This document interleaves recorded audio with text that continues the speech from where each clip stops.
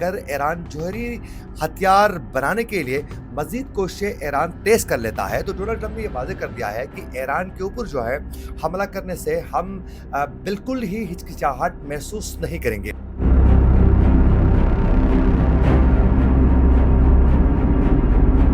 ایران کے ایٹمی پروگرام کو نشانہ بنانے کی اگر غلطی کرتا ہے تو اس کا سخت رد عمل آنے والا ہے۔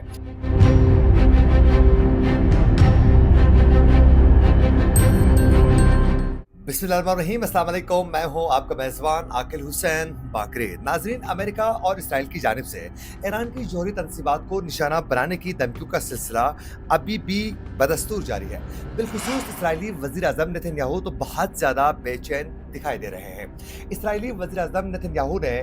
ڈونلڈ ٹرمپ سے پہلے جو بائیڈن کے دور حکومت میں بھی پوری کوشش کی کہ کسی طریقے سے وہ ایران کے اوپر براہ راست ایک بہت بڑا حملہ کر لے اور اس کا ساتھ امریکہ ان کا براہ راست ساتھ دے دے، لیکن وہ خواہش ان کی پوری نہیں ہوئی۔ اس کے بعد اب ڈونلڈ ٹرمپ کے دور حکومت میں بھی اسرائیل کے وزیر اعظم نتن یاہو کی پوری کوشش ہے کہ وہ ایران کے اوپر براہ راست ان کی جوہری تنصیبات کو نشانہ بنانے کے لیے ایران کے اوپر اسرائیل حملہ کرے اور امریکہ ان کا ساتھ دے دے، لیکن ابھی بھی ان کی وہ خواہش پوری نہیں ہو رہی ہے۔ لیکن ڈونلڈ ٹرمپ کی جانب سے بھی مسلسل ایران کے جوہری تنصیبات کو نشانہ بنانے کے حوالے سے ڈونلڈ ٹرمپ بھی اب پہ دھمکیوں کا سلسلہ تیز کر چکے ہیں۔ ڈونلڈ ٹرمپ نے کہا ہے کہ اگر ایران جوہری ہتھیار بنانے کے لیے مزید کوششیں ایران تیز کر لیتا ہے تو ڈونلڈ ٹرمپ نے یہ واضح کر دیا ہے کہ ایران کے اوپر جو ہے حملہ کرنے سے ہم بالکل ہی ہچکچاہٹ محسوس نہیں کریں گے، اور انہوں نے کہا ہے کہ پھر اسرائیل کو حملے سے کوئی بھی روک نہیں سکتا ہے۔ پھر انہوں نے ایران کو بلیک میل کرنے کی کوشش کی، ایران کو پھر انہوں نے مختلف طریقے سے ڈیل کرنے کی کوشش کی، لیکن ایران نے مسلسل جاہرانہ انداز میں ڈونلڈ ٹرمپ کی دھمکیوں کا جواب بھی ایران کی جانب سے مسلسل دیا جا رہا ہے۔ آج ایران نے واضح کر دیا ہے کہ ایران ہر صورت اپنے ایٹمی پروگرام کا دفاع کرے گا، اور ایران کے باقاعدہ وزارت خارجہ کی جانب سے آج ایک بہت بڑی سٹیٹمنٹ یہ سامنے آ چکی ہے کہ ایران اپنے ایٹمی پروگرام کا ہر صورت دفاع کرے گا، اور ایران نے واضح کر دیا ہے کہ ایٹمی پروگرام کے دفاع کے سلسلے میں وہ کبھی بھی ہچکچاہٹ کا شکار نہیں ہوگا۔ اور اگر یہ واضح کیا ہے آج ایران نے کہ اگر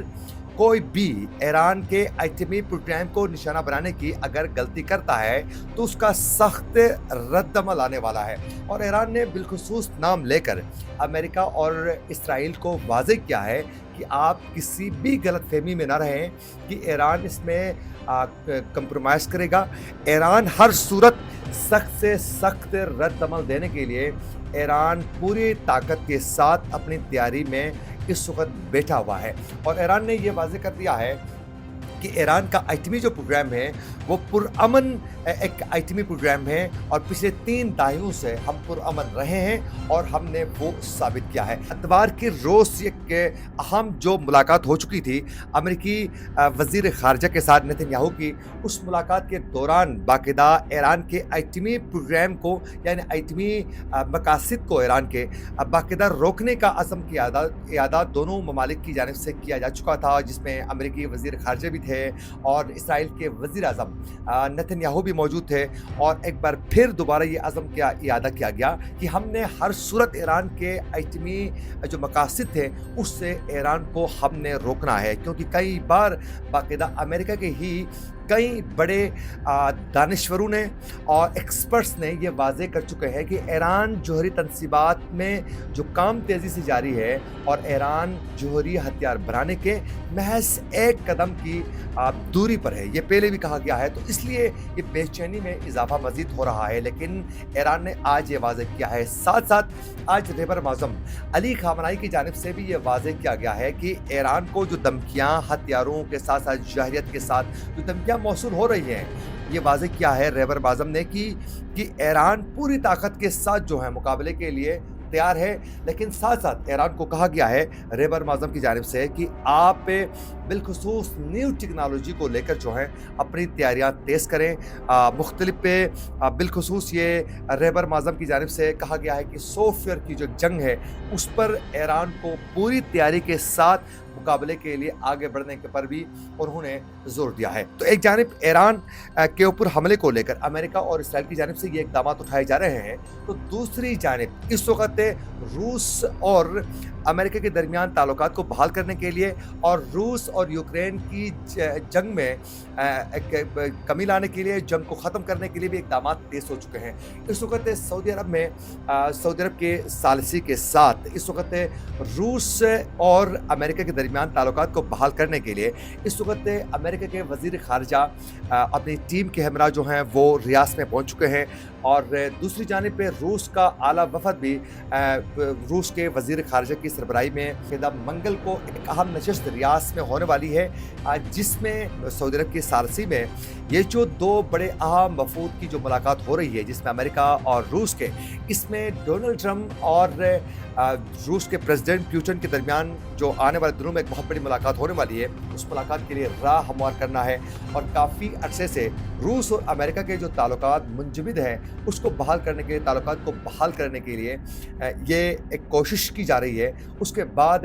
डोनाल्ड ट्रंप और रूस के सदर की एक अहम मुलाकात होने वाली है और इसी सिलसिले में डोनाल्ड ट्रंप की जानिब से भी ये वाज़ेह किया गया है कि आज भी कि उन्होंने वाज़ेह किया है डोनाल्ड ट्रंप ने कि यूक्रेन के साथ जंग का जो मामला है रूस का, उसके लिए हम बहुत मेहनत कर रहे हैं और डोनाल्ड ट्रंप ने कहा है कि बहुत जल्द इस जंग को रोका जाएगा। लेकिन साथ साथ ये ख्वाहिश का इजहार भी वो कर चुके हैं कि बहुत जल्द वो पुतिन के साथ एक अहम मुलाकात करने वाले हैं और लेकिन अभी तक रूस की जानिब से उस मुलाकात को लेकर बात नहीं की गई है और अभी तक उसकी डेट जो है वो कभी तक फाइनल नहीं हुई है। लेकिन डोनाल्ड ट्रंप और पुतिन के दरमियान जो है 12 अप्रैल को एक अहम टेलीफोनिक राब्ते में ये चीज़ें आगे बढ़ चुकी हैं और डोनाल्ड ट्रंप ने जंगबंदी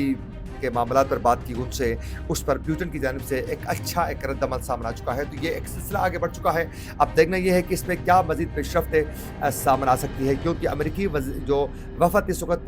वज़ीर ख़ारिजा की सरबराही में मौजूद है रियाद में, इनकी एक अहम मुलाकात मोहम्मद बिन सलमान के साथ भी होने वाली है। तो आगे जाकर सऊदी अरब के अंदर ही